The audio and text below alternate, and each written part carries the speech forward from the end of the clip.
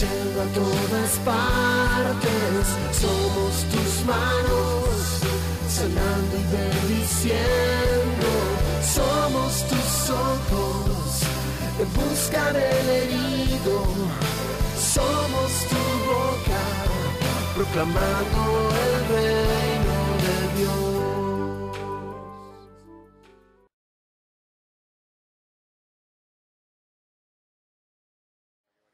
Muy buenos días, queridos hermanos. Una alegría poder estar hoy disfrutando de esta preciosa reunión llena de la presencia del Señor.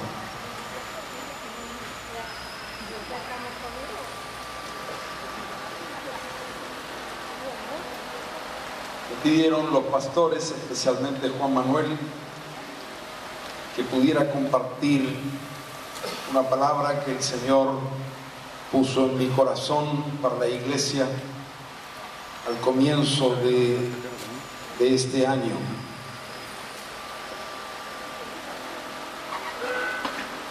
Me dijo el 11 de marzo sería una buena fecha porque el 4 todavía algunos están volviendo de las vacaciones. Así que por eso hemos reservado esta fecha para compartirles esto. Cuando una persona está por partir, se va a otro país o se va al cielo o parte de este mundo y está lúcido y está consciente de que dentro de poco tiempo va a morir, generalmente reúne a la familia para expresarles a ellos su último deseo, sus últimas palabras, su última voluntad. Y muchas veces la familia toma esas palabras y le da un valor muy especial, como un valioso legado, como lo más importante y final que ese padre o ese ser querido está compartiendo.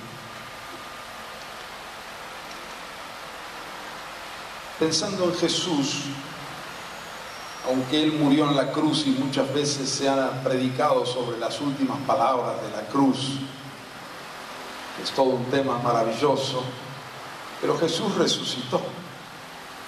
Así que no es que muriendo partió y se fue al cielo.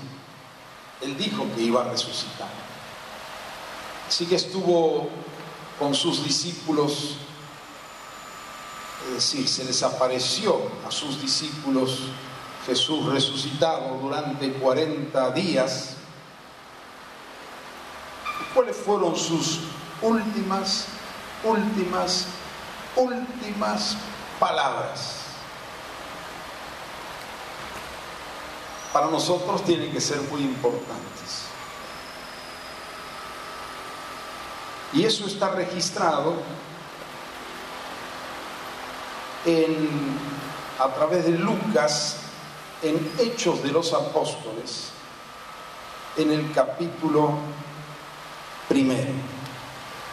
Y vamos a leer los primeros 11 versículos de Hechos, capítulo 1, versículo 1 hasta el 11, y allí podemos ver las palabras finales, últimas de Jesús antes de ascender, antes de subir al cielo.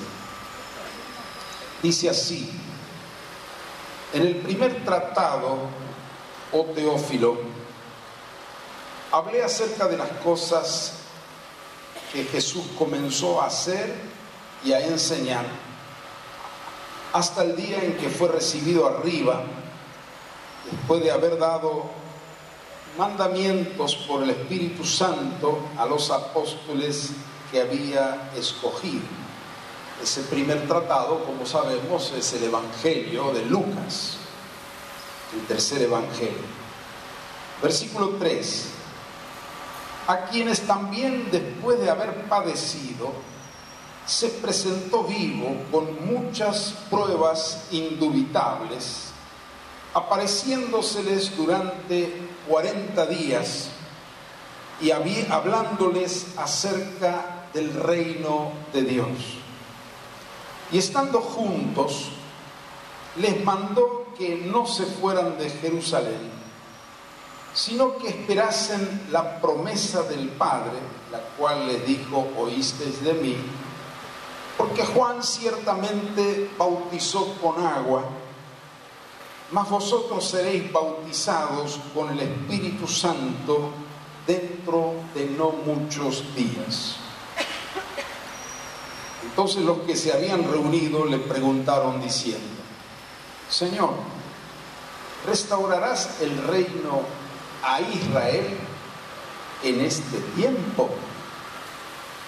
Y les dijo: no os toca a vosotros saber los tiempos o las sazones que el Padre puso en su sola potestad, pero recibiréis poder cuando haya venido sobre vosotros el Espíritu Santo, y me seréis testigos en Jerusalén, en toda Judea, en Samaria y hasta lo último de la tierra.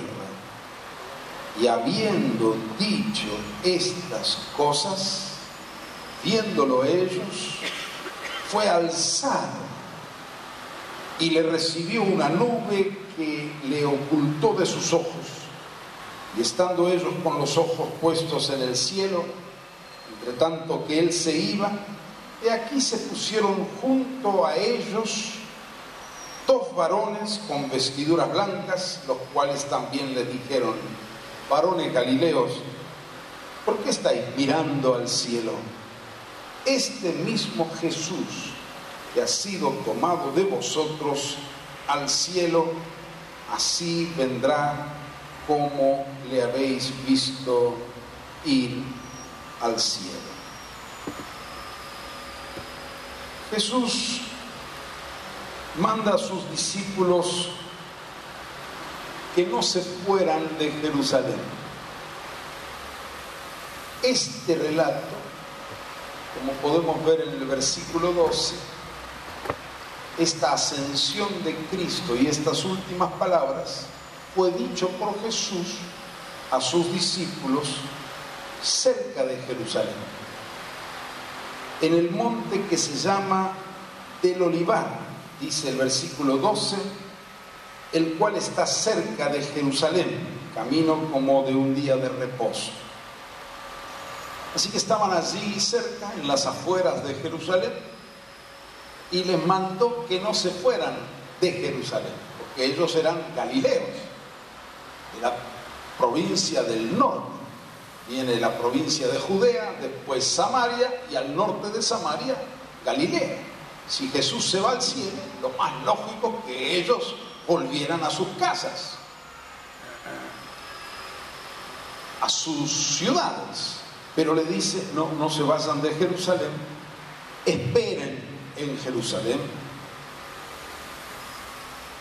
hasta que suceda, hasta que reciban la promesa del Padre. La promesa, hay muchas promesas de Dios, pero hay una a la cual llama la promesa del Padre.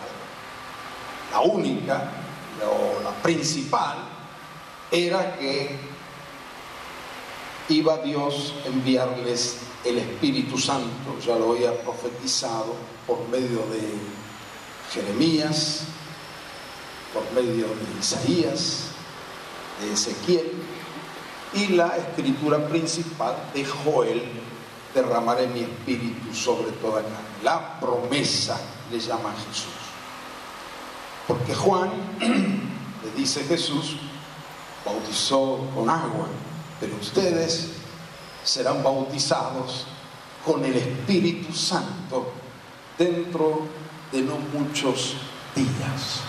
Así que vayan a Jerusalén y esperen allí. Hay una pregunta que les quedó pendiente de toda la vida a los discípulos. Ellos habían creído que Jesús era el Mesías y entendían que el Mesías venía como el gran Salvador, libertador del pueblo de Israel como nación. Por eso cuando Jesús fue crucificado, ellos quedaron desconcertados. ¿Cómo? Nosotros pensábamos que el Mesías viene para reinar. Y así ellos estaban dominados por el Imperio Romano, tenían la expectativa, así como Moisés liberó al pueblo de Israel de la esclavitud de Egipto, pensaban que el Mesías los iba a liberar del Imperio Romano. Y entonces, cuando muere, quedan confundidos. ¿Cómo el Mesías muere?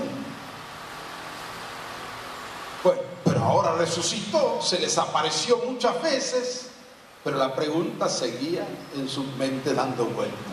Entonces, al decirles, vayan a Jerusalén y decirles, yo me voy al Padre, la pregunta era pertinente. Señor, ¿restituirás el reino a Israel en este tiempo?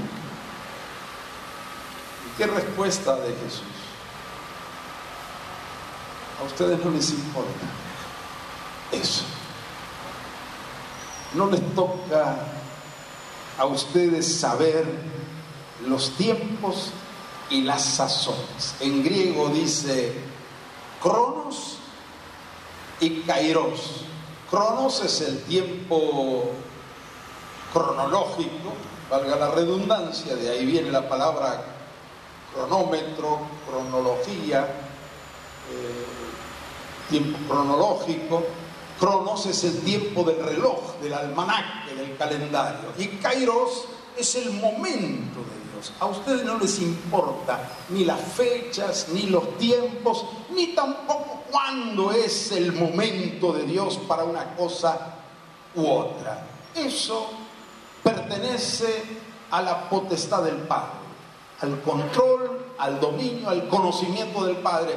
No pierdan el tiempo estudiando, investigando, queriendo saber ese tipo de cosas. Siempre hay en los seres humanos un interés por los tiempos escatológicos, por el futuro, qué va a pasar con Israel, cuándo es el fin del mundo, cuándo es la fecha que Cristo va a venir y tantas otras cosas. Jesucristo dice, eso le pertenece al Padre. Lo que a ustedes les importa es esto. Cuando venga sobre ustedes el Espíritu Santo, dentro de no muchos días, ustedes van a recibir poder. La palabra en griego es dinamis, de ahí viene dinamita, dínamo, dinámico. Van a recibir poder, ese poder que hoy no tienen dentro de ustedes, pero van a recibir poder y van a ser mis testigos. En Jerusalén primero, ahí van a empezar. Después, en toda Judea, en Samaria y hasta lo último de la tierra. Fue lo último que dijo. Van a recibir poder y van a ser mis testigos. En Jerusalén, en toda Judea, Samaria y hasta lo último de la tierra. Y como dice la versión griega, recibirán poder cuando venga sobre ustedes el Espíritu Santo y serán mis testigos. En el griego dice, no solo en Jerusalén, sino en toda Judea y Samaria y hasta lo último de la tierra. Esta declaración de Cristo se puede también entender así: recibirán poder cuando venga el Espíritu Santo para para ser testigos en Jerusalén, Judea, Samaria y hasta lo último de la tierra.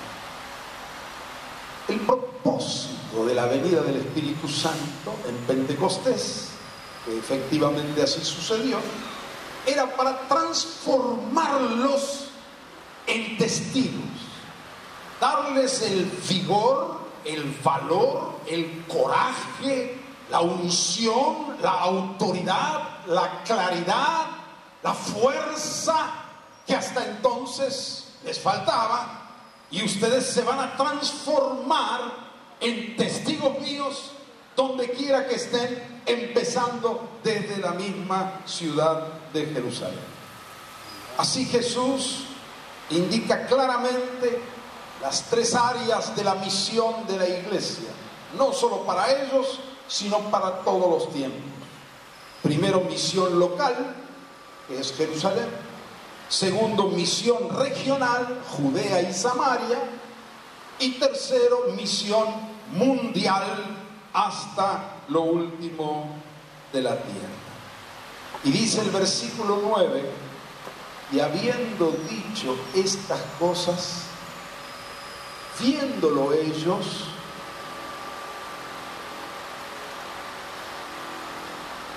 fue alzado.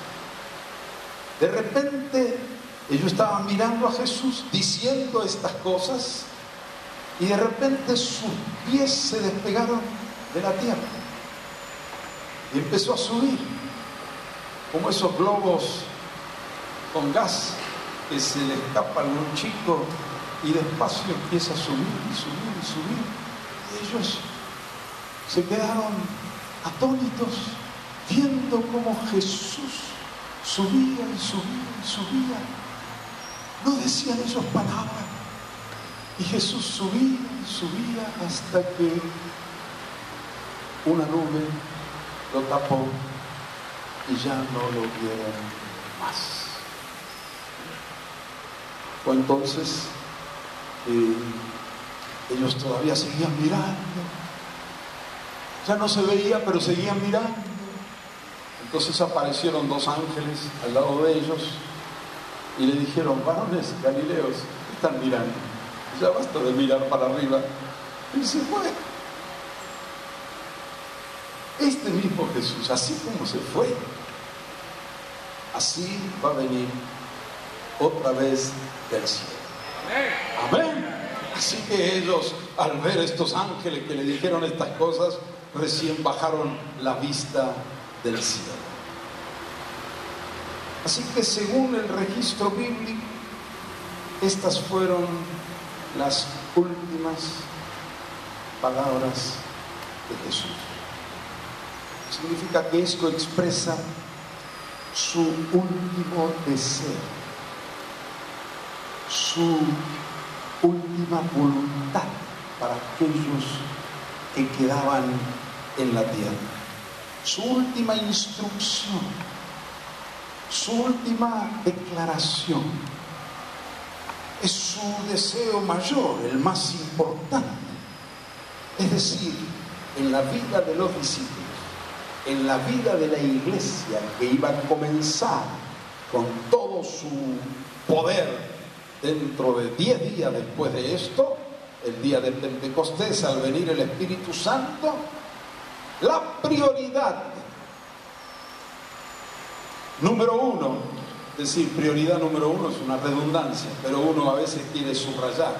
Vamos a decir, en el orden de prioridades, la acción número uno, la responsabilidad primera en la vida, en el programa, en la acción, en la visión, en la dedicación de la iglesia, es esta: ser testigos de Jesucristo. ¿Cuántos dicen amén? Esto es lo último que dijo Jesús. Entonces esto es lo primero en todo lo que tenga que ver con nuestra vida como personas y como congregaciones. Quiero invitarles a considerar esto. Les voy a mostrar 6 asuntos tremendos, impresionantes, grandiosos, como ser el propósito eterno de Dios, que sabemos Él desde antes de la fundación del mundo nos escogió, nos bendijo en Cristo Jesús para que seamos sus hijos. Luego, otro, conforme a este propósito, un hecho tremendo, grandioso, es la obra de la encarnación del Verbo. Esto es tremendo. Juan capítulo 1, aquel Verbo se hizo carne. ¿Qué Verbo? Ese que era en el principio, existía en el principio, que existía con Dios y era Dios. Ese Verbo, esa palabra por el cual todas las cosas fueron hechas, y sin Él nada de lo que había sido, de lo que ha sido hecho fue hecho. Ese Verbo en quien está la vida, y la vida, la luz de los hombres. Ese Dios Verbo, Dios Hijo, se hizo carne. Es impresionante lo que sucedió cuando el Creador se hizo criatura, fue concebido en el vientre de María por el Espíritu Santo. Estuvo allí 9 meses de gestación. El Hijo de Dios nació de la Virgen. El Dios Emmanuel, Dios con nosotros. Tremendo este segundo hecho. Veamos otro hecho tremendo. El extraordinario ministerio terrenal de Cristo, relatado en los 4 evangelios.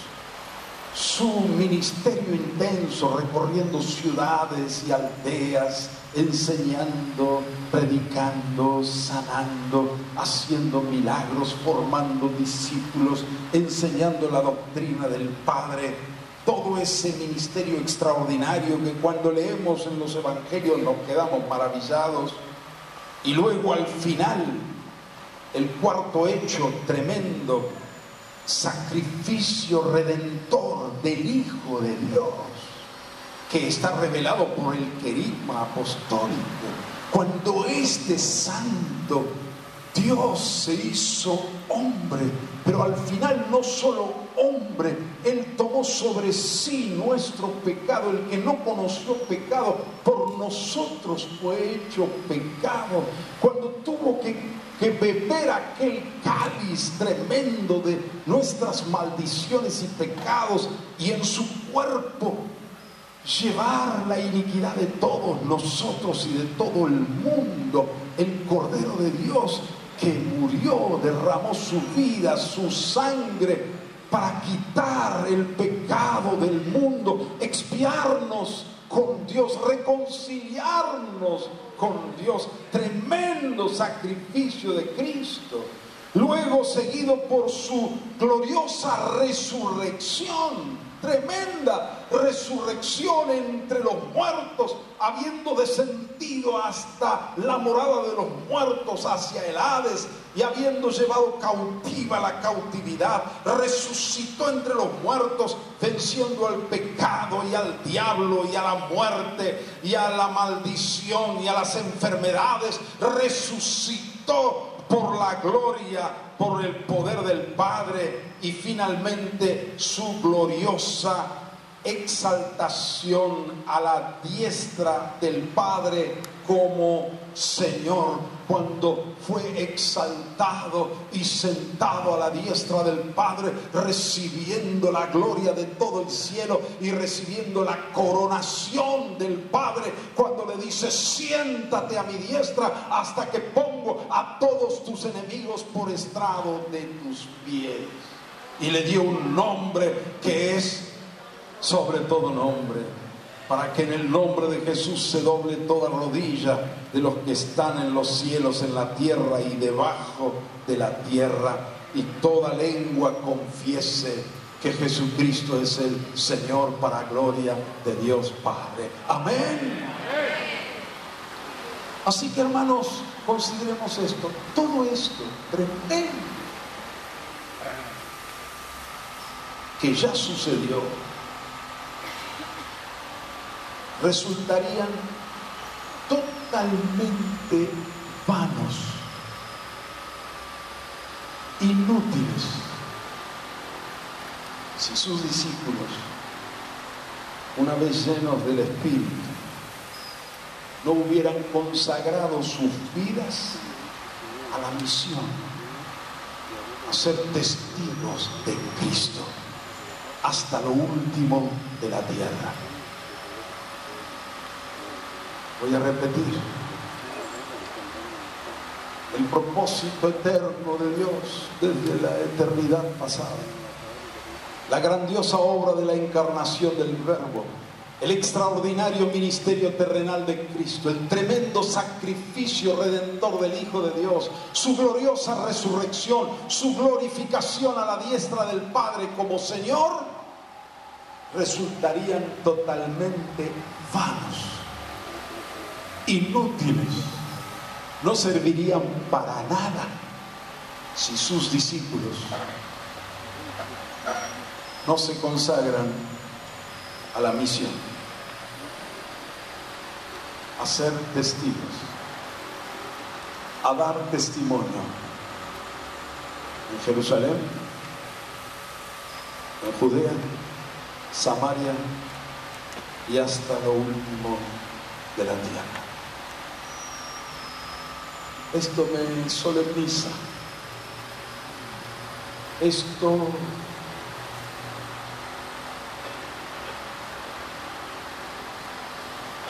me pone muy serio. Esto es algo tremendo. Todo esto que tanto costó a Dios y a su Hijo por amor a la humanidad, a toda la humanidad, le falta un eslabón, el último eslabón. Y el último eslabón de la historia de la salvación somos nosotros. Y si nosotros no cumplimos nuestra misión, no importa si estamos ricos, somos mayores, somos jóvenes, si estamos sanos, si estamos enfermos, no importa si tenemos mucho, tenemos poco, si nuestra casa es amplia, si es pequeña, no importa si tenemos trabajo, no tenemos trabajo, si comemos, no comemos, son todas cosas que pueden estar, pueden faltar, pero nuestra responsabilidad es ser el último eslabón en la historia de la redención, de la salvación de la humanidad. Y si falta el último eslabón, todo esto no sirve para nada.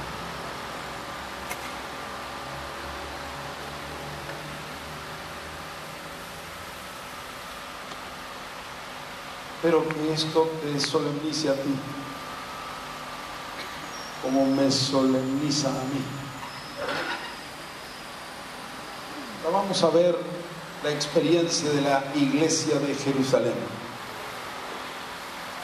La iglesia de Jerusalén cumplió en forma excelente la primera etapa de la misión. ¿Cuál era la primera etapa? Ser testigos, ¿dónde? En Jerusalén. Y ellos, una vez que el día de Pentecostés fueron llenos del Espíritu Santo y hubo un gran estruendo, se juntó una gran multitud, ahora tenían el coraje, el poder, la fuerza, la autoridad, la claridad, la unción. Y se levantó Pedro y con él los 11 y dieron testimonio de Jesucristo. Fue el primer testimonio. ¿Qué es predicar el Evangelio? Dar testimonio de Jesús. Es hablar de Jesús. Es decir, quién es Él. Eso es dar testimonio de Jesús. Y eso es lo que hizo Pedro. Y ese primer día se convirtieron 3.000 personas. La iglesia de Jerusalén nació con gloria. Había conversiones, había unidad, amor, oración, milagros. Ningún necesitado había entre ellos. Perseveraban en la doctrina, en la comunión. Había alabanza. El pueblo los admiraba, gozaban de la simpatía del pueblo restante. Y dice que el Señor añadió cada día a la iglesia los que habían de ser salvos. Eso está en el capítulo 2 de Hechos.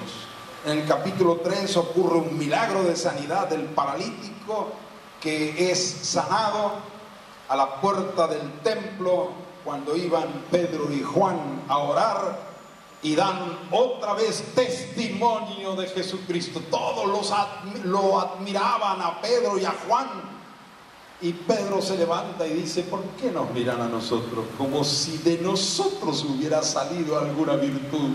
El que sanó a este hombre es Jesucristo. Y dieron testimonio de Cristo y predicaron a Cristo. 5.000 personas se convirtieron, solo contando los varones. Así que habrían otras tantas mujeres. En el capítulo 4, por dar testimonio, los meten en la prisión.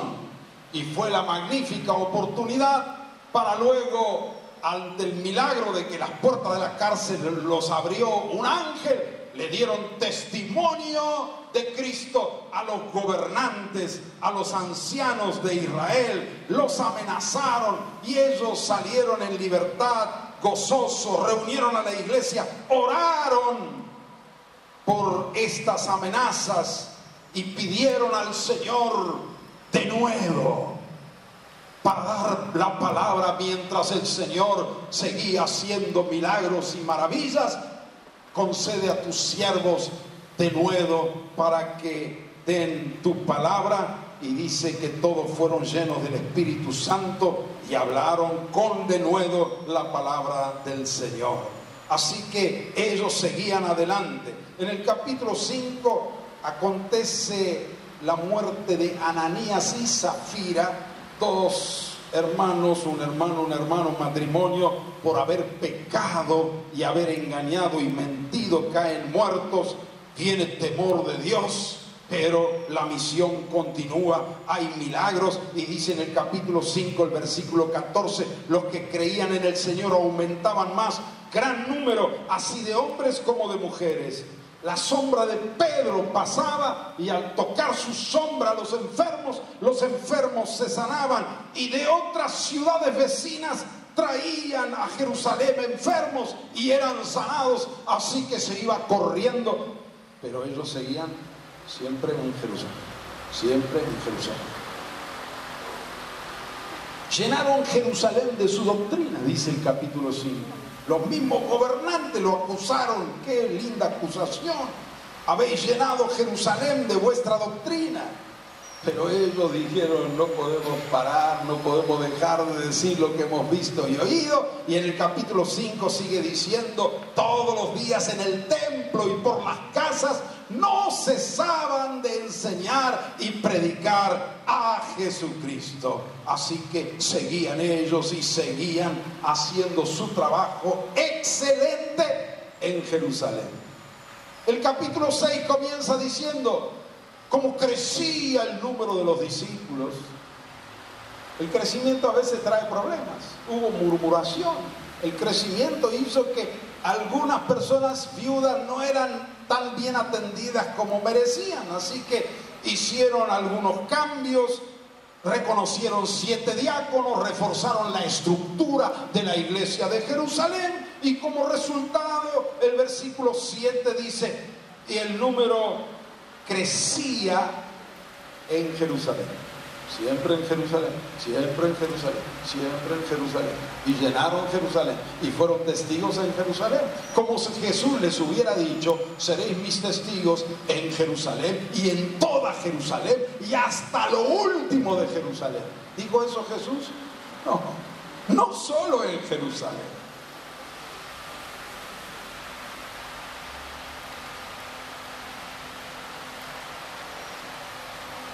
Hay un peligro que tenemos que ser conscientes. Hay una fuerza centrípeta que tira hacia el centro en la medida que gira.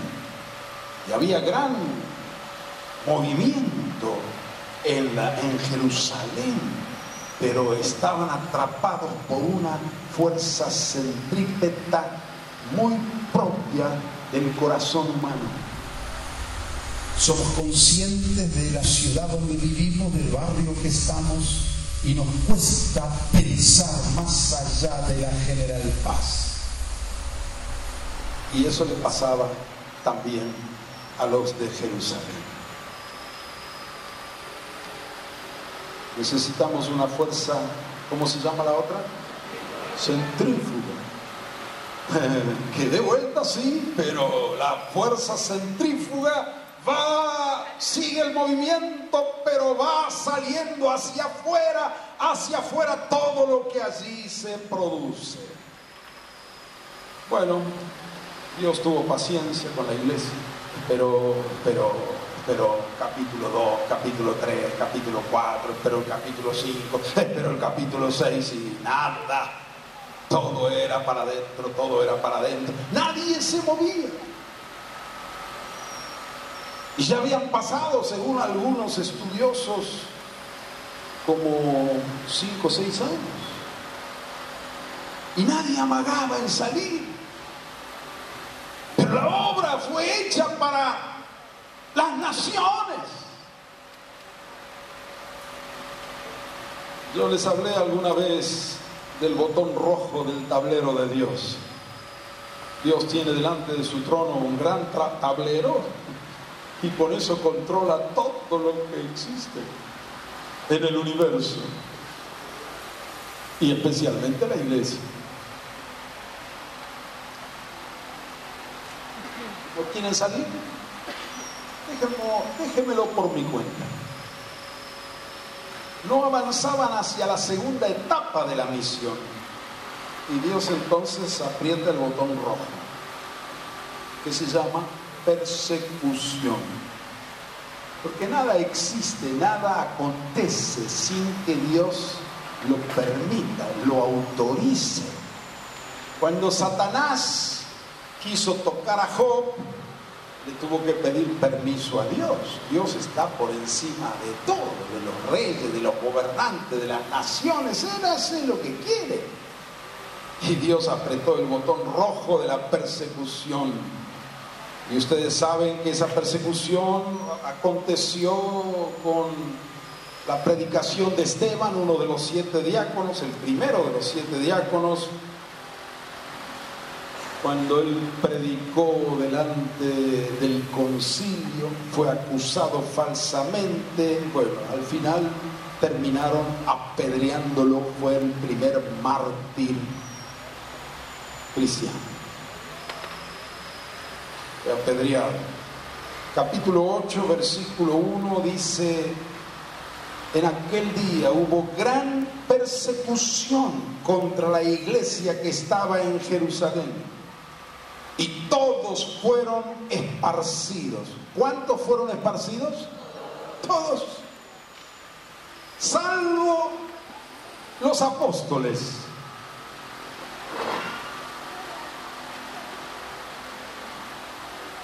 Así que Dios apretó el botón y logró lo que quería. ¿No se quieren mover? Muy bien, yo me voy a encargar de moverlos. Apretó el botón, viene la persecución, todos fueron esparcidos. Y ahí se despertaron, porque miren lo que dice el versículo 4. Pero los que fueron esparcidos iban por todas partes anunciando ¿qué? El evangelio. ¡Ajá!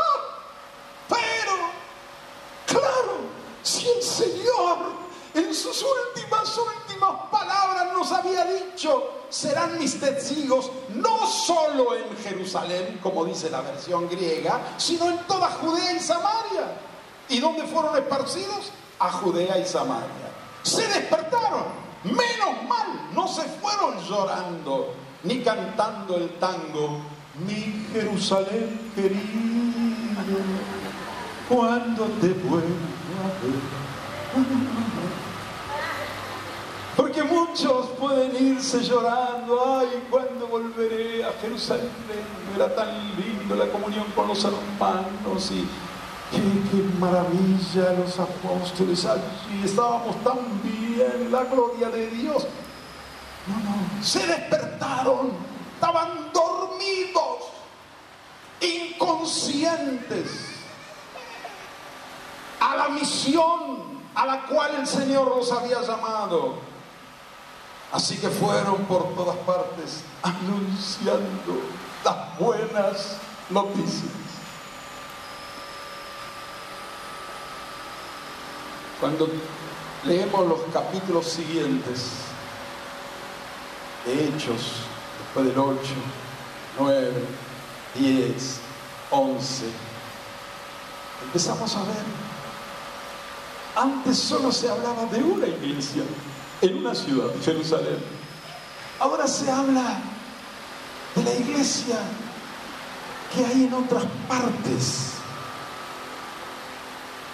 Capítulo 9, versículo 31 dice, entonces las iglesias, en plural, ahora hay muchas, tenían paz por toda Judea, Galilea y Samaria, y eran edificadas andando en el temor del Señor, y se acrecentaban fortalecidas por el Espíritu Santo.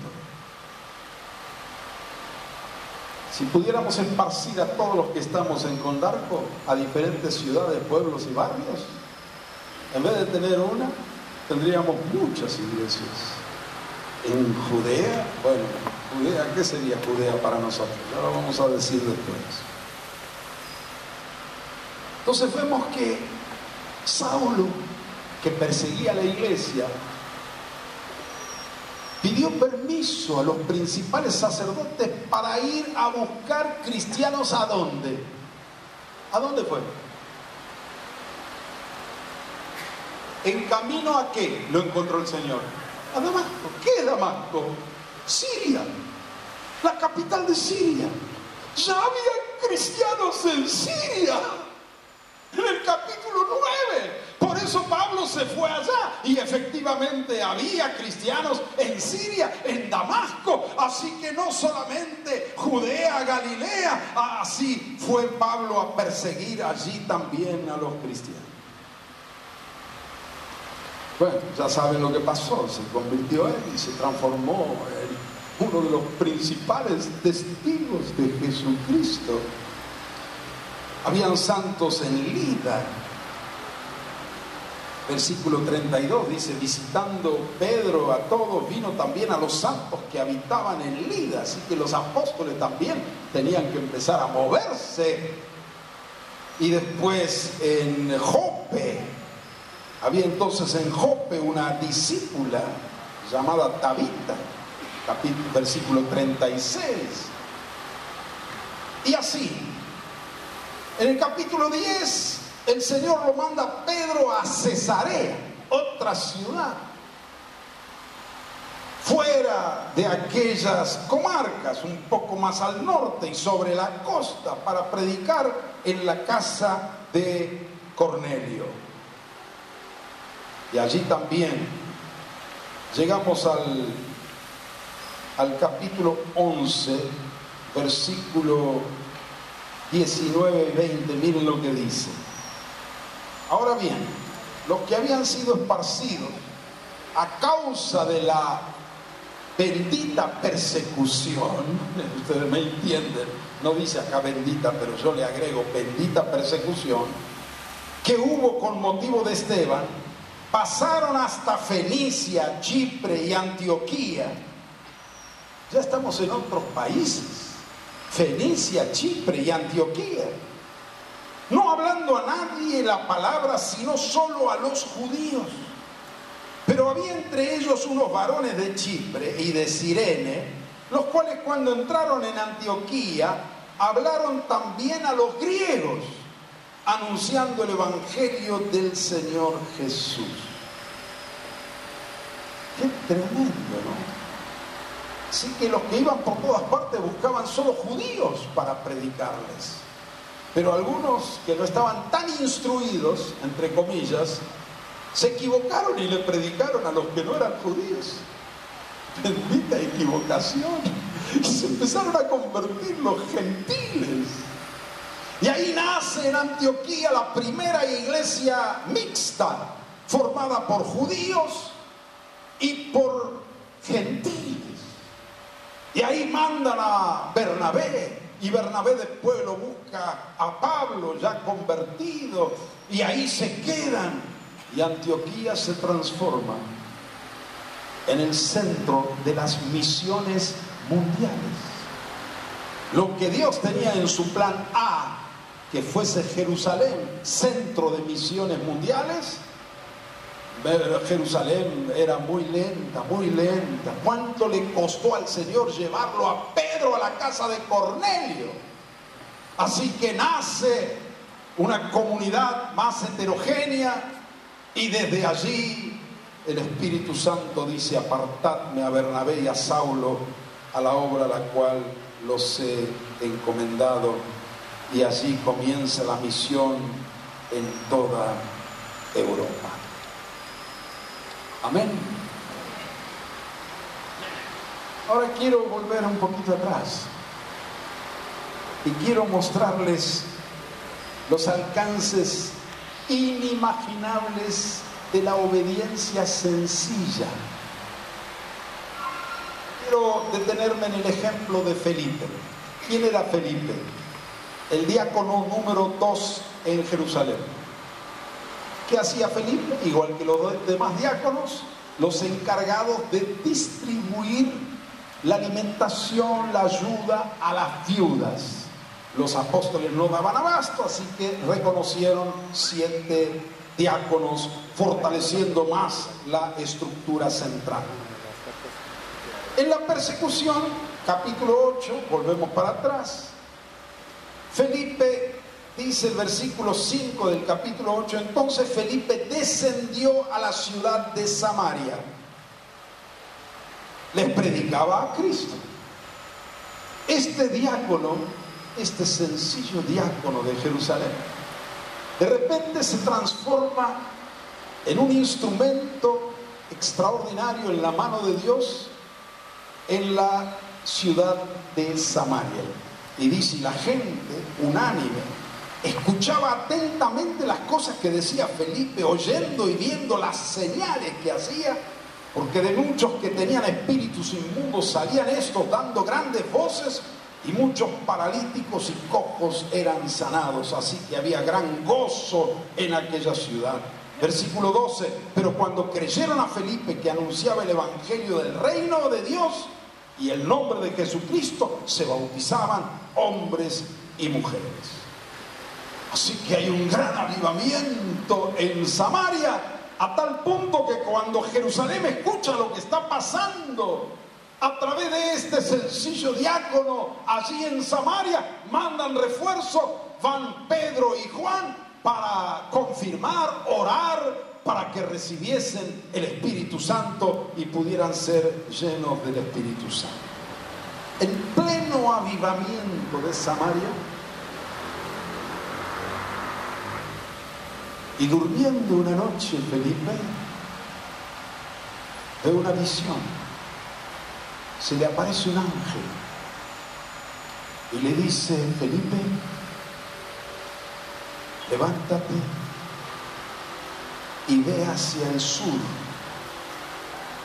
Tenés que ir a la ruta que va de Jerusalén a Gaza,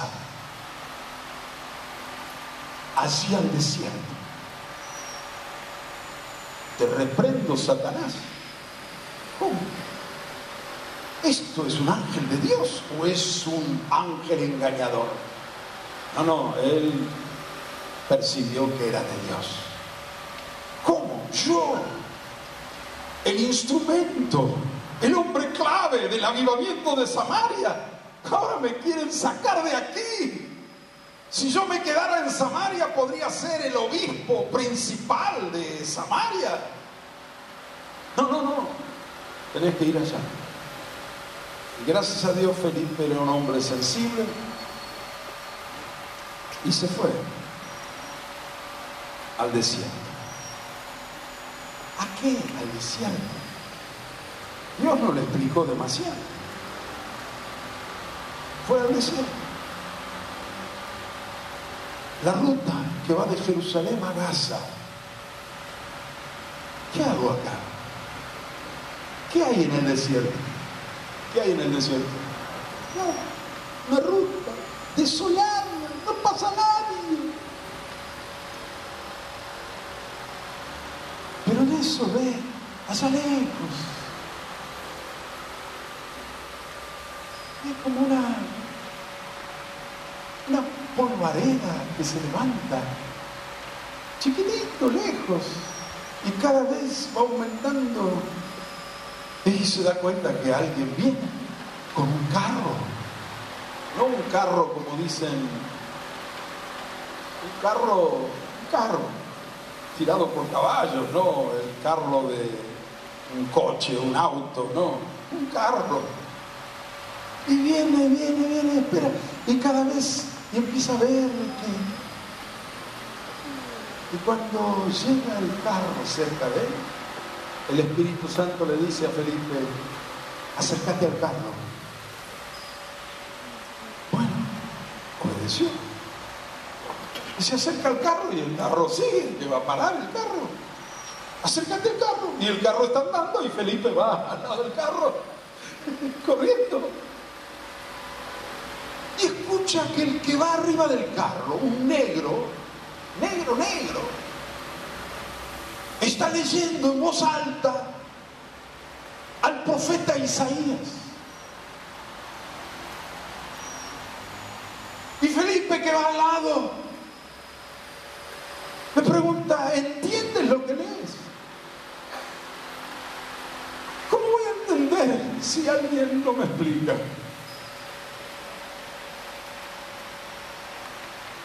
¿Para qué leía? Ahora te voy a explicar para qué leía, por qué leía, no para qué. Y paró el carro y lo invitó a Felipe a subir. ¿Quién era este negro? Este era un etíope del país Etiopía, en el centro oeste de África. Este era un hombre importante.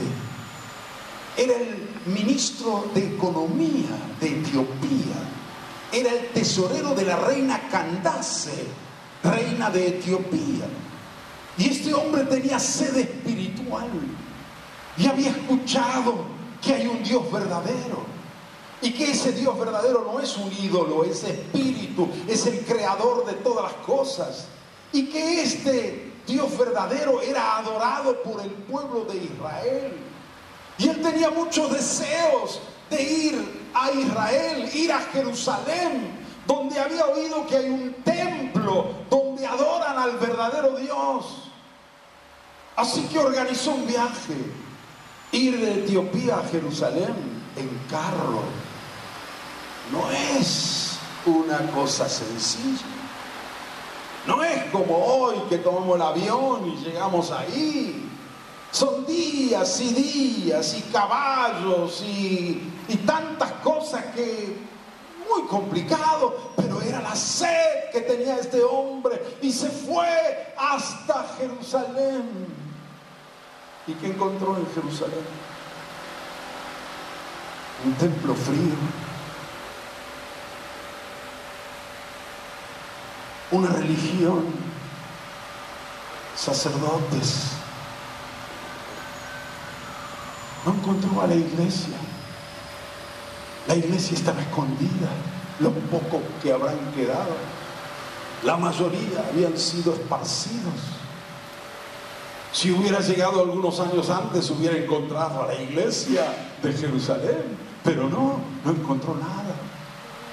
Y nada de lo que vio en el templo, la ceremonia, los ritos, los corderos que mataban, nada les llenaba, su corazón estaba vacío.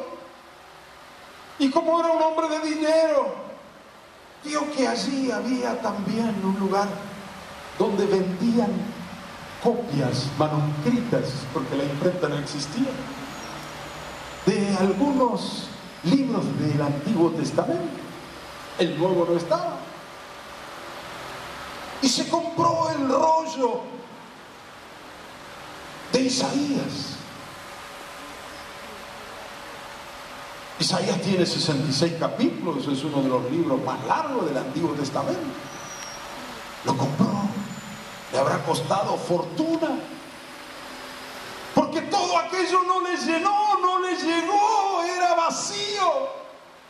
Pero decían, esto es la palabra de Dios, y los comerciantes saben vender, hacer la propaganda, aunque ellos no crean y ellos quieren el dinero, y le vendieron a buen precio. Así que este hombre regresó en el carro, iba leyendo en voz alta y no entendía.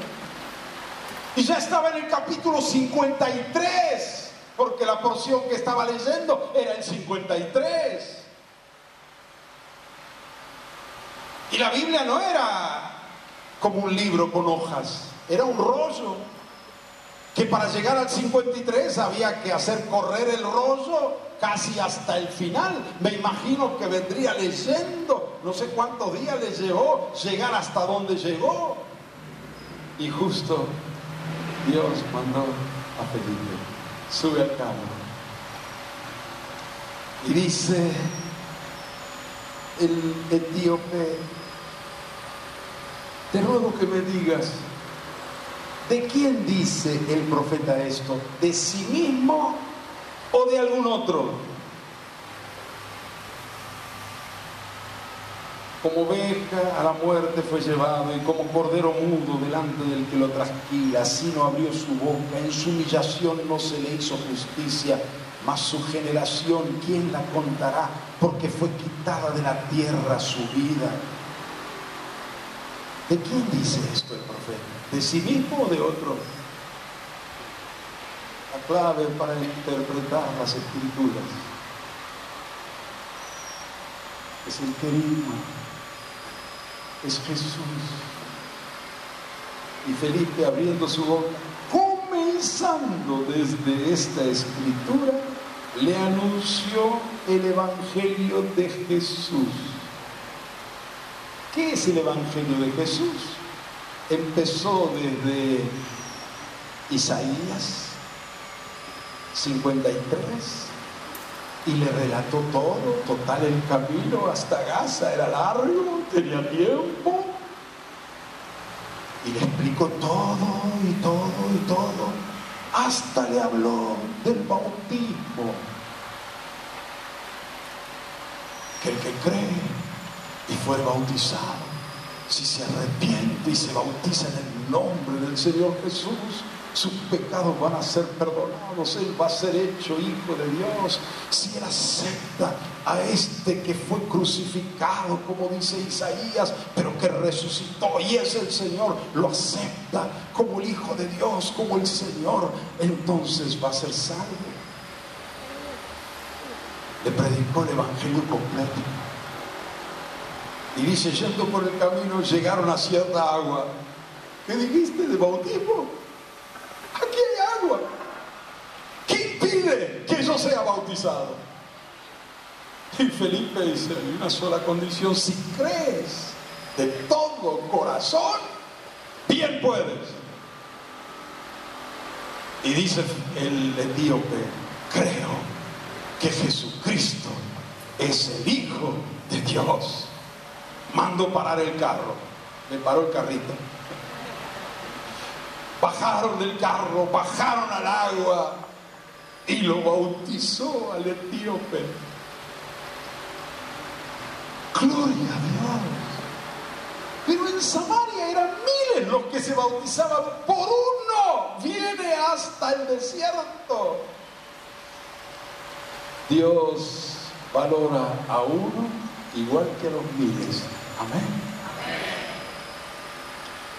¿Qué pasó con este etíope? Llevó el evangelio a su país. Abrí en el internet Wikipedia y dice: Etiopía, después de Armenia, es la segunda nación del mundo que aceptó el cristianismo como religión del Estado. ¿Quién lo llevó? El tesorero de la reina. En el siglo IV se convirtió el rey de Etiopía. Hoy Etiopía es la segunda nación más poblada de África. La primera es Nigeria, 150 millones de habitantes. La segunda es Nigeria, 90 millones de habitantes. Me enteré recién. Y el 62% de los etíopes son cristianos, ortodoxos. La mayoría de ellos necesitan el nuevo nacimiento, pero son cristianos. Es más fácil convertir a uno que ya cree, aunque sea tradicionalmente. 32% son musulmanes. Un hombre que se convirtió. ¿Qué lecciones aprendemos de la experiencia de Felipe? Les señalo 7 rápidamente. Primero, prioricemos la misión en nuestras vidas y agendas. Segundo, vayamos por obediencia sin esperar la persecución. ¿Cuántos dicen amén? Vayamos por obediencia, no esperemos un lío. Tercero, prediquemos a Cristo donde quiera que vayamos. En el desierto, en la ciudad, con mucha gente, con poca gente, con pocos, con muchos, en el hospital, en la cárcel, en la calle, en el trabajo, en la oficina, en la universidad, donde quiera que vayamos, prediquemos a Cristo. Cuarto, estemos atentos al mundo espiritual. Felipe estaba atento, estaba durmiendo y un ángel se le apareció. Hay una realidad espiritual, un ángel te puede hablar, Dios te puede hablar. El Espíritu Santo le dijo a Felipe: júntate al carro. Tenemos que estar atentos al mundo espiritual. Quinto, obedezcamos al Espíritu sin razonar. Hay un impulso que viene, obedezcamos. Si lo razonamos, no salimos de Samaria para ir al desierto. Nos quedamos ahí. Obedezcamos. Sexto, escuchemos al inconverso. Limitémonos a responder sus preguntas. A veces cuando estamos hablando con un inconverso, hablamos, no le dejamos hablar. Qué importante fue, Felipe le escuchó al etíope, escuchó su pregunta. Dime, ¿de quién está hablando? Las preguntas y lo que el inconverso nos dice nos van a guiar por dónde entrar. Si nosotros los atoramos con muchos discursos y palabras, no vamos a llegar fácilmente a su corazón. Tenemos que hablarle de lo que ellos necesitan o quieren saber. Y séptimo, valoremos la conversión de una sola persona. Amén. No sabemos detrás de eso cuánto más puede venir. Para concluir, hermanos, al comenzar este nuevo año, le pedí al Señor una palabra profética para la iglesia.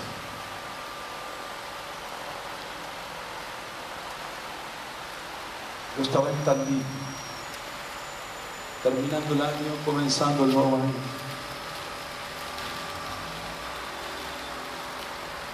Parece que en Tandil hay una conexión muy rápida, muy fácil con el cielo. A mí me pasa así. Y Dios me habló y me dijo: tienen que priorizar la misión en sus vidas, en sus familias, en sus congregaciones y en sus ministerios.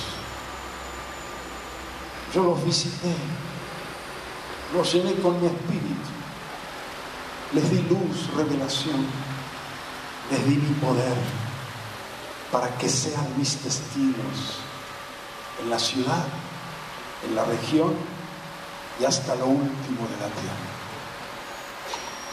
Ustedes deben hacer cambios, me dijo el Señor, cambios profundos, cambios en sus vidas, en sus agendas, en sus programas, en sus oraciones, en sus finanzas. En todo eso tienen que priorizar la misión. Den testimonio de mí en donde quiera que estén y a donde quiera que vayan.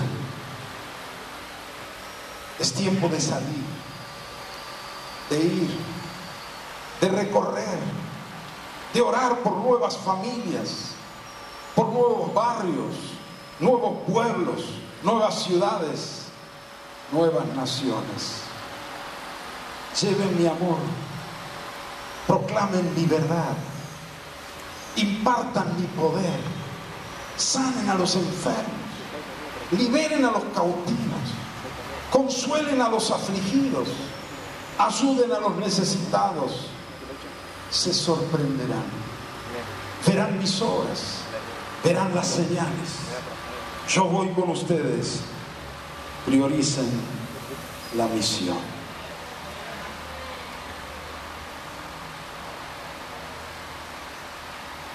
Queridos, seremos testigos de Jesucristo en Buenos Aires, nuestra Jerusalén. Amén. No solo en Buenos Aires, pero también en Buenos Aires. Seremos testigos en el barrio alrededor de Condarco. Va a haber una acción importante en Semana Santa. Vamos a ir a cada vecino a golpear su puerta, aunque sea 2 veces, 3 veces, hasta que lo encontremos. Le vamos a decir: somos de la Iglesia de Jesucristo. Se reúne en la calle Condarco. Y vamos a tener 24 horas de oración ininterrumpida por los vecinos para pedir por milagros. ¿Qué milagros necesita en su vida? ¿Quiere que oremos? Vamos a estar 24 horas ininterrumpidas de oración aquí.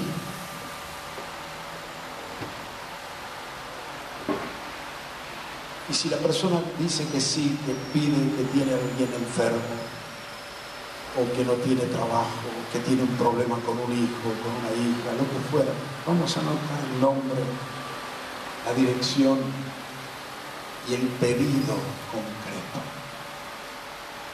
Jesús va con nosotros. Los milagros van a suceder mucho más afuera que acá adentro, porque allí el Señor respalda la palabra con señales y milagros. Y así vamos a ir y vamos a traer los papeles llenos, los cartones con los datos, y vamos a organizar 24 horas de oración en diferentes grupos. Cada horario va a haber cubierto por un grupo que va a estar orando. Va a ser un día domingo.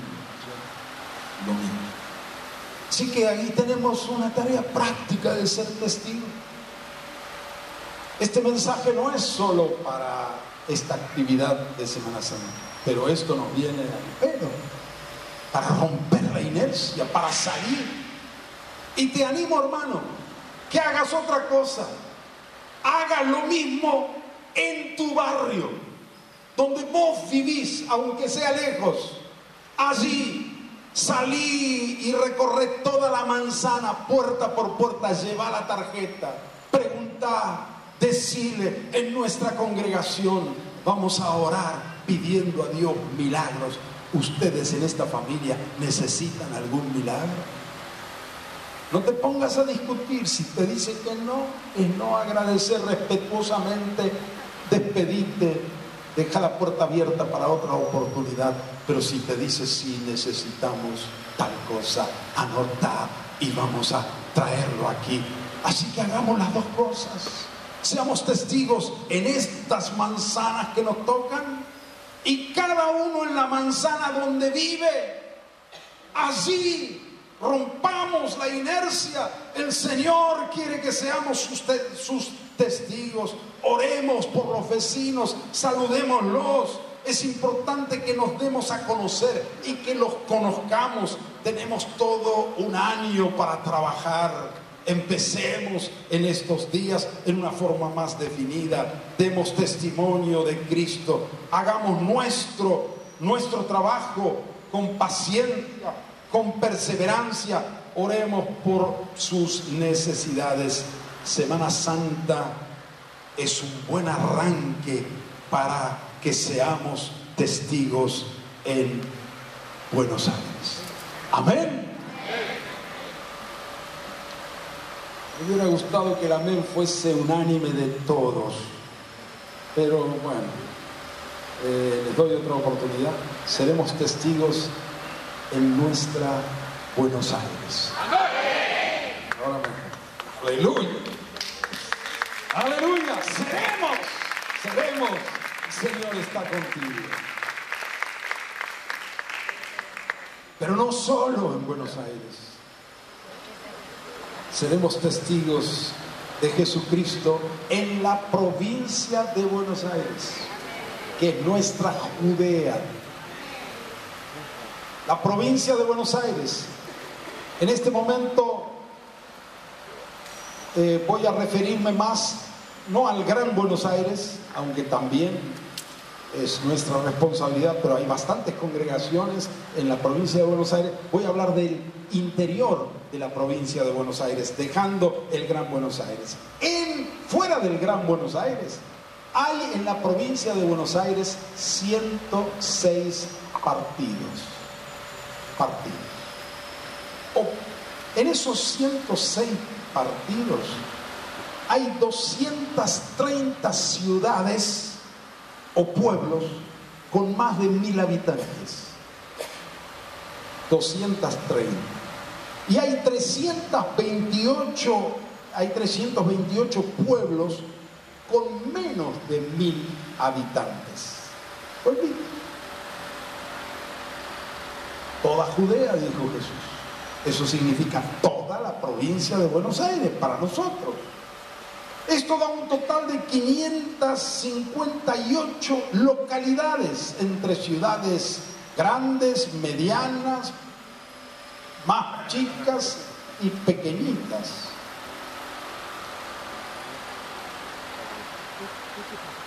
Nosotros estamos trabajando solo en 25 de las 558. Nosotros, digo, como congregación, como comunidad cristiana.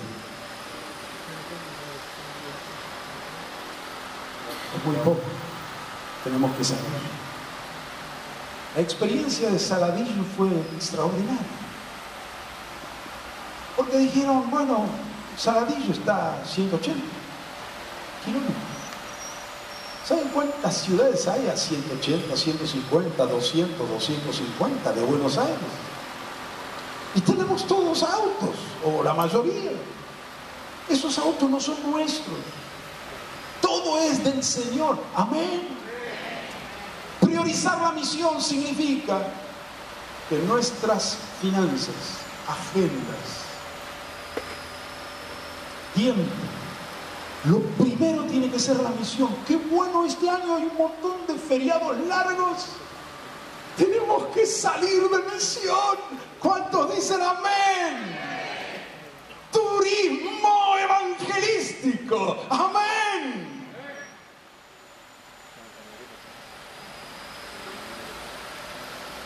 Cuando yo tenía 20 años, salimos con un auto, un Ford 35 de Eduardo Carayán y José Balián. Éramos 3 que salimos. Consagramos nuestras vacaciones, agarramos el carnaval, todo, y juntamos 33 días libres. Y en 33 días salimos de Buenos Aires, fuimos hasta Mendoza, de Mendoza hasta Tucumán, de Tucumán a La Quiaca, de La Quiaca volvimos hasta Córdoba, se nos acabó el tiempo, nos volvimos. En 33 días predicamos en 55 pueblos y ciudades. Hoy tenemos más recursos, más luz, más todo. Y no solo un auto, un Ford 35, tenemos autos mejores, tenemos todo. Podemos ir y venir. Pensaban que a Saladillo iban a ir, ¿cuánto? 15, 20 personas. Con eso era suficiente. ¿Cuántos fueron? 70. Quiere decir que hay gente dispuesta, Juan Manuel. Es cuestión de coordinar, de organizar, de motivar, de abrir espacio.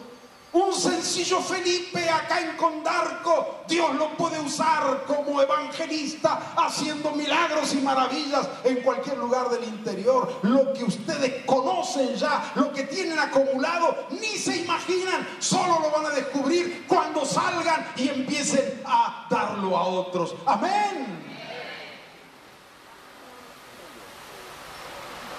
Hay que orar. Hay que orar. Y en oración programar. Hay que salir. Hay que formar equipos. Hay que planificar como lo hizo Jesús. Envió 35 equipos de 2 en 2 a las ciudades donde él iba a ir y visitar. Iniciemos un movimiento continuo. Prioricemos la misión. Si tú crees que esto es palabra de Dios y eres un hombre, una mujer fiel a Dios, vas a obedecer. Amén. Juan Manuel no se cansa de decir, esta es una congregación maravillosa, y yo digo, amén, amén. Este pueblo va a marchar, va a marchar, va a marchar. Bendito sea el nombre del Señor.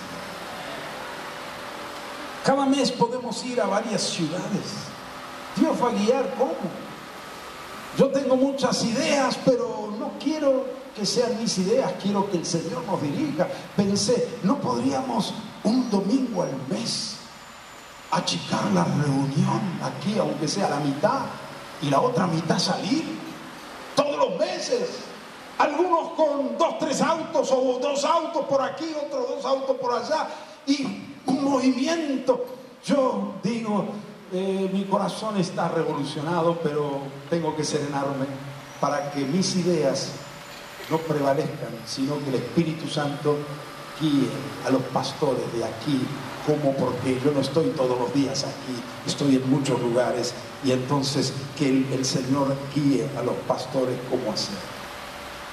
Debemos romper la inercia, debemos abrir en la provincia de Buenos Aires. Uno dice, 558, ¿cómo vamos a hacer? Es muy fácil, hermanos. Miren, si abrimos o reforzamos, porque ya tenemos algunos, si abrimos en la provincia de Buenos Aires 7 u 8 centros de misión, es decir, abrimos un lugar y desde ahí, Saladillo, por ejemplo, tiene que ser un centro de misión. De Saladillo, hace 45 kilómetros, está 25 de mayo, ya está. Entonces no hay que pensar solamente en Saladillo, hay que pensar que Saladillo tiene que ser un centro de regional. Tandil, ahí donde va Alfredo, Tandil tiene allí a 70 kilómetros Rauch, A otros 75 kilómetros tiene Ayacucho. 100 kilómetros Balcarce. Para el otro lado, al sur, Benito Juárez, 70 kilómetros. Ya está. ¿Cuánto cuesta hacer desde un lugar 70 kilómetros, 100 kilómetros, teniendo auto, teniendo vehículos? Lo que hace falta es una sola cosa. Es priorizar la misión. Amén. Es decir, en mi vida, todo lo otro pasa a segundo lugar. En mi vida, lo primero va a ser testigo de Jesucristo. Amén. En mi barrio y a donde el Señor me quiera enviar. Coronel Suárez, allí está, donde Alfredo va también. Eso se tiene que transformar. Entonces, si tenemos en la provincia 7, 8, 9 centros de misión, desde allí trabajando como el Señor quiere, vamos a llenar toda la provincia de Buenos Aires. Amén. Y le digo más, solo haciendo 100 kilómetros yendo y volviendo, la obra no se consolida. Eso comienza la obra. Para consolidarse la obra, hace falta que algunos se muden. Se muden. Como lo hizo Nani y Pamela. Se mudaron primero a Concordia, ahora a Saladillo. ¿Para qué? Para abrir allí la obra. Necesitamos personas, estos que fueron esparcidos por la persecución, no volvieron después de la persecución a Jerusalén. Se quedaron allí, porque allí les nacieron hijos espirituales. Tenían que atender esas congregaciones y empezaron a surgir iglesias por todas partes. Queridos, si el Señor está en primer lugar en tu vida y en mi vida, tenemos que estar dispuestos a mudarnos a donde el Señor nos quiera enviar. A mí me encantaría vivir siempre aquí en Condarco y estar siempre con ustedes, pero el Señor quiere que vayamos hasta lo último de la tierra. Amén. Así que si tus raíces están muy agarradas a la capital federal, afloja un poquito. No te digo que vayas, afloja. Si estás muy atornillado aquí a Buenos Aires, afloja las tuercas, los bulones, déjalo sueltito y decirle: Señor, venme aquí a donde quieras. Amén. El carpintero puede hacer carpintería en otro pueblo. El que es vendedor puede vender acá o puede vender en el interior. El que es docente puede tener mejores oportunidades en el interior. El que es médico, el que es odontólogo, cualquiera. Lo importante es priorizar la misión. ¿Cuántos dicen amén? Y estar dispuestos al Señor. Para consolidar las obras del interior tenemos que estar dispuestos a mudarnos. Muchos aquí nunca van a ser pastores porque hay tantos. Para ser pastores aquí hay que saber más que la mayoría. Pero si te vas al interior, fácilmente ya sabes más que todos los que se van a convertir. Así que fácilmente vas a ser allí un hermano mayor entre aquellos, y el hermano mayor se va a transformar, si la gracia de Dios indica, en un pastor. Amén. Seremos testigos de Jesucristo en el resto del país, no solo en la provincia de Buenos Aires. Si Dios mueve a alguno a otra provincia, decimos no bienvenido, sino bien ido. Tenemos que agregar esa palabra. Siempre decimos bienvenido, pero no tenemos una palabra para bien ido, bien ido, bien ido.